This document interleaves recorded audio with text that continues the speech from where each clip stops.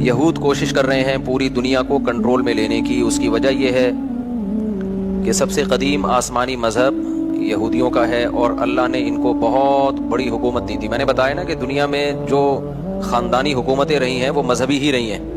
3 مذہبوں نے دنیا میں دادا گیری کی ہے, بدماشی جسے کہتے ہیں, جائز بدماشی. ایک یہود نے کی ہے, پوری دنیا کو فتح کیا انہوں نے.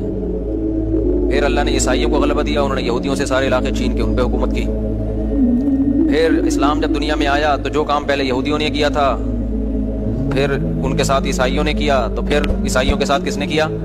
مسلمانوں نے. اچھا کمال کی بات یہ ہے کہ مسلمانوں کی یہودیوں سے لڑائیاں نہیں ہوئی ہیں, بہت کم, صرف نبی کے دور میں تو ہوئی وہ خیبر میں اور بنو قریظہ وغیرہ سے.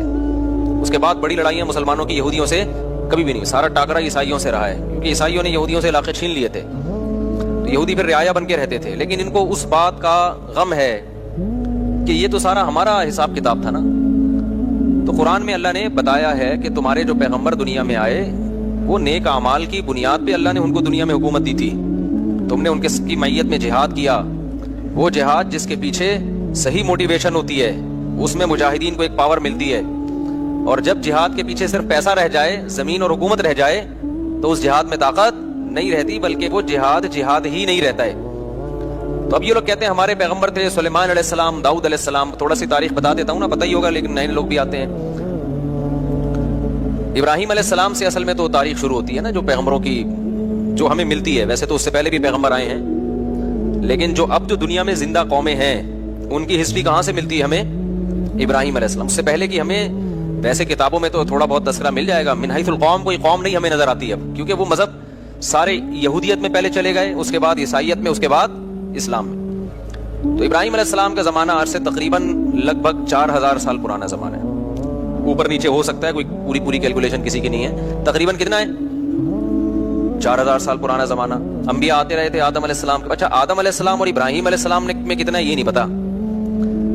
اس میں اندازے لگائے جاتے ہیں کہ ہم سے آدم علیہ السلام کا زمانہ 10,000 سال پرانا ہے ہم سے, لیکن یہ کچھ بھی اس میں کوئی رائے نہیں قائم کی جا سکتی, کیونکہ کوئی تاریخ لکھنے والا تو تھا نہیں, وہ زمانے دنیا میں ختم ہو گئی ہیں. اب تو کوئی پرانی لاش ملتی ہے تو سائنسدان تحقیق کرتے ہیں کہ قبل مسیح ہے کہ بعد مسیح ہے. قاف میم لکھا ہوتا ہے نا, اب تو وہ بھی لکھنا چھوڑ دیا لوگوں نے, تو وہ اس سے پہلے کی بڑی بڑی تاریخیں. بہرحال تو ابراہیم علیہ السلام وہ نبی ہیں جن کو اللہ تعالیٰ نے بہت زیادہ نوازا تھا, کیونکہ بت پرست قوم کے خلاف کھڑے ہو گئے تھے. اور پھر ابراہیم علیہ السلام سے اللہ نے وعدہ کیا تھا کہ آپ کی اولاد میں ہم نبوت کو جاری کریں گے. میں کافی لمبی پہلے بتا چکا ہوں, بہت شارٹ کروں گا تاکہ آج ہمارا یہ ٹاپک نہ رہ جائے. تو ابراہیم علیہ السلام کی اولاد میں حضرت اسحاق علیہ السلام پیدا ہوئے, دوسری زوجہ سے اسماعیل علیہ السلام پیدا ہوئے, اور اسحاق علیہ السلام کی اولاد سے پھر 2 زوجہ تھیں, حضرت سارہ اور حضرت ہاجرہ. تو حضرت ہاجرہ سے نبی صلی اللہ علیہ وسلم پیدا ہوئے 2000 سال کے بعد ان کی نسل میں, یعنی ایک ہی پیغمبر پیدا ہوئے حضرت ہاجرہ سے جو محمد صلی اللہ علیہ وسلم تھے, اور مکہ میں جو ان کی اولاد ٹھہر گئی تھی. اور ادھر جو شام, آپ نا میپ کو پڑھا کریں, میپ کے بغیر بہت سارے قرآن کے واقعات سمجھ میں نہیں آتے. تو مجھے بھی میپ پڑھنے سے سمجھ میں نہیں آتے تھے. جب ٹریولنگ کی ہے تو ملک بیٹھنا دماغ میں شروع ہے, کون سا کنٹری کدھر کو ہے. بہت سی چیزیں پڑھنے سے نہیں آتی, ٹریولنگ سے آتی ہیں. اب میں حیران ہوتا تھا یہ مسلمان فوجیں یورپ کیسے پہنچ گئی تھی یار اس زمانے میں. اب جب میں خود گیا تو مجھے خیال ہو جب میں پہنچ سکتا ہوں تو فوجیں نہیں پہنچ سکتی کیا خیال ہے. لیکن ہمارا ٹریک تو الگ تھا نا, تو وہ پتہ چلا وہ ادھر سے آئی ہیں افریقہ کی طرف سے.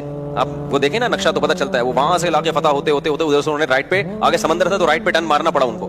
رائٹ پہ ٹرن مارا, اٹلی میں گھسے, اٹلی سے آگے پھر جرمنی تھا, فرانس پہ آگے رک گئے تھے, ورنہ فرانس گیا تھا ہاتھ سے. تو وہ پھر آپس میں ہی بغاوت ہو گئی, آپس میں ہی لڑ پڑے تھے, ورنہ یورپ پہ مسلمانوں کا قبضہ ہو چکا ہوتا. تو لندن گیا تھا, صحیح ہے نا, لندن بھی گیا تھا گوروں کے ہاتھ سے. لیکن ہوا یہ کہ آپس میں پھٹا ہو گیا تھا, بغاوت ہو گئی, لڑائیاں ہو گئی 2 کمانڈروں کی. تو یورپ کو پھر چھوڑ دیا, پھر آپس میں الحمدللہ ایسا لڑے آج تک. کیا ہو رہا ہے اللہ کے فضل سے لڑ رہے ہیں الحمدللہ, ہر سطح پہ لڑ رہے ہیں اللہ تعالیٰ. میاں بیوی گھر میں لڑ رہے ہیں, حکومتیں آپس میں لڑ رہی ہیں, دوست سے لڑ رہا ہے, مذہبی اسکالر آپس میں لڑ رہے ہیں. تو اس لڑائی کی وجہ سے غیروں کا بڑا فائدہ ہے, وہ اتحاد کر رہے ہیں. مختلف ملکوں نے کرنسی ایک ایجاد کر لی, ٹھیک ہے نا, پاسپورٹ کی کوئی پابندی نہیں, یورپ نے ایک یونین بنا لی پوری, یہاں سے یہاں جاؤ کوئی مسئلہ نہیں, ادھر جاؤ ادھر جاؤ سب ہمارا ہے, وغیرہ وغیرہ. خیر, تو ابراہیم علیہ السلام کے جو شام میں جو سلسلہ چلا ہے نا, اچھا آج کا جو شام ہے پہلے اتنا نہیں تھا بلکہ یہ بڑا تھا. تو یہ اس میں فلسطین, اسرائیل, یہ سب علاقے آتے تھے. تو بیت المقدس تھا, وہاں پیغمبروں کا سلسلہ شروع ہوا. ہوتے ہوتے ہوتے آپ کو پتہ ہے کہ اسحاق علیہ السلام کی اولاد میں تھے یعقوب علیہ السلام, ان کا لقب تھا اسرائیل. یعقوب علیہ السلام کا کیا لقب تھا؟ اسرائیل. حضرت اسرائیل جو تھے یعقوب علیہ السلام ان کے بیٹے تھے یوسف. اور یوسف علیہ السلام مصر چلے گئے, سورہ یوسف میں ہے نا واقعہ, وہ ایک بادشاہ بن گئے مصر کے. تو بنی مصر کا نقشہ دیکھیں آپ, سعودی عرب یعنی مغرب کی طرف, جہاں سورج یہاں ہے نا سعودی عرب, تو سعودی عرب آئے گا پہلے, اس کے بعد مصر آئے گا, اور رائٹ سائڈ پہ ٹرن ماریں گے تو کیا آئے گا؟ اسرائیل آئے گا, فلسطین آئے گا. تو ایسا نہ ہو نکل جائے یہاں پہ گدے پہ بیٹھ کے, ایسے نہیں جہاز سے ٹرن مارنا پڑے گا آپ کو. تو مصر میں جو ہے نا یوسف علیہ السلام, وہاں کی حکومت ان کے ہاتھ میں آئی. مصر بڑا زبردست ملک تھا, ایک بڑی تہذیب, مصر کی تہذیب بہت پرانی ہے اور بڑے اسٹیبل لوگ تھے. تو وہاں پر یوسف علیہ السلام کی حکومت قائم ہو گئی. یوسف علیہ السلام بہت اقلیت میں تھے نا, وہ تھوڑے سے بنی اسرائیل آئے تھے, 90 کے قریب ان کا خاندان تھا. یعقوب علیہ السلام نے شادیاں بہت کی تھیں, اولاد ان کے بہت تھی. اب یہ انہوں نے کی تھی, اب آپ ان سے پوچھیں. تو یعقوب علیہ السلام کی اولاد میں برکت بہت ہوئی ہے. اس غم میں بھی انہوں نے شادی کی ہے جب یوسف علیہ السلام بچھڑ گئے تھے, اس دوران بھی انہوں نے نکاح کیا ہے. تو یہ ان لوگوں کے مسئلے نہیں تھے, یہ ہمارے مسئلے ہیں کہ ایکچولی کر کے نا, وہ کہتے ہیں بھائی غم بھی ساتھ ساتھ جھیلتے رہو اور شادیاں بھی ہوتی رہیں گی, بچے بھی ہوتے رہیں گے, قحط بھی پڑا, اولاد پھر بھی ہوتی رہی. سمجھتے ہو؟ تو یہاں تک کہ جب یوسف علیہ السلام یعقوب علیہ السلام مصر گئے ہیں نا, جب پتہ چلا بیٹا بادشاہ بن گیا ہے, تو مولانا عبد الماجد دریا آبادی بڑے عالم گزرے ہندوستان میں, جو دنیاوی علوم کے بھی بڑے ماہر تھے. انہوں نے اپنی تفسیر میں لکھا ہے, وہ خود یعقوب علیہ السلام کی اولاد میں بھی انہوں نے اپنا پورا نسب بھی بیان کیا ہے کہ ہمارا نسب اتنی پشتوں میں جا کے یعقوب علیہ السلام سے ملتا ہے. تو انہوں نے یہ لکھا ہے, جو بھی ان کی تحقیق ہوگی. وہ تورات انجیل کے بھی بڑے عالم تھے جو مولانا عبد الماجد دریا آبادی ہے نا, انگلش بھی بڑی اچھی تھی. مولانا شلوی تھانوی رحمۃ اللہ علیہ سے غالباً بیت بھی تھے, وہ بیت تھے, تبھی وہ جگہ جگہ شیخ اور مرشد تھانوی کا لفظ استعمال کرتے ہیں. تو دنیاوی دینی دونوں علوم کے بڑے ماہر تھے, بڑی ریسرچ. انہوں نے لکھا ہے کہ 90 افراد تھے یعقوب علیہ السلام کی, صرف بیٹے, بیٹیاں, بہویں, داماد, یہ ملا کے ٹوٹل کتنے تھے؟ 90. ان کے اکلوتے سربراہ تھے. تو یہ 90 افراد ہجرت کر کے گئے کہاں؟ مصر کی طرف. یہ سارے بنی اسرائیل تھے. سمجھتے ہو کہ نہیں سمجھتے؟ جب یہ وہاں گئے ہیں تو اللہ نے ان کو حکومت دی, لیکن تھے منورٹی میں, اقلیت میں تھے. حکومت تو آ گئی, مصر کی خدمت بہت کی, لوگوں میں ان کی عزت, لیکن ظاہر جب آپ اقلیت میں ہوتے ہیں تو آہستہ آہستہ کمزور ہونا شروع ہو جاتے ہیں. غیر قوموں میں حسد ہوتا ہے کہ یہ دوسرے ملک سے آئے ہوئے ہم پہ کیوں حکومت کر رہے ہیں, یہ ادھر سے آئے ہوئے لوگ. اچھا تہذیب ان کی اچھی تھی, مصریوں کو تو غیر مسلم تھے نا, بت پرست تھے وہ, تو بت پرستوں کی ان کے مقابلے میں کیا تہذیب ہوگی؟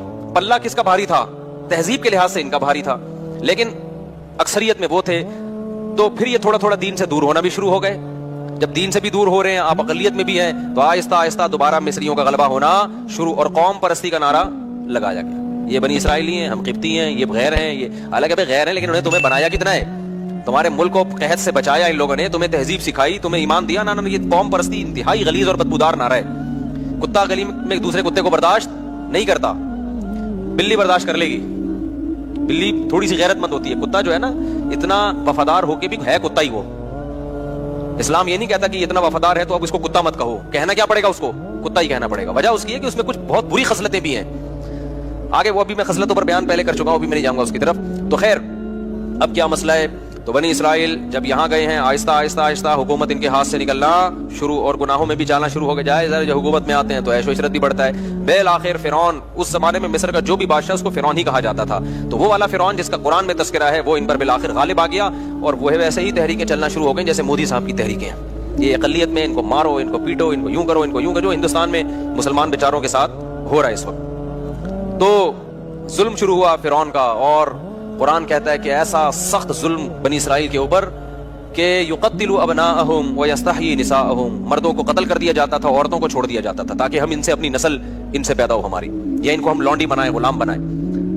تو فرعون کو کہیں خواب آیا کہ میری, وہ نجومیوں نے نہیں بتایا تھا, نجومی جھوٹ بولتے ہیں, نجومیوں کو کچھ بھی نہیں پتا ہوتا, تو زیادہ راجع بات اس میں یہی کہ خواب آیا تھا فرعون کو. اس کو خواب آیا یا کسی نے ماہرین نے پیش گوئی کی ہوگی کہ لگتا ہے کہ یہ قوم میں لیڈر کی صلاحیت ہے, انہی کا کوئی شخص اٹھ کے تمہارا تختہ الٹے گا, تو تم اتنا ظلم کر رہے ہو نا,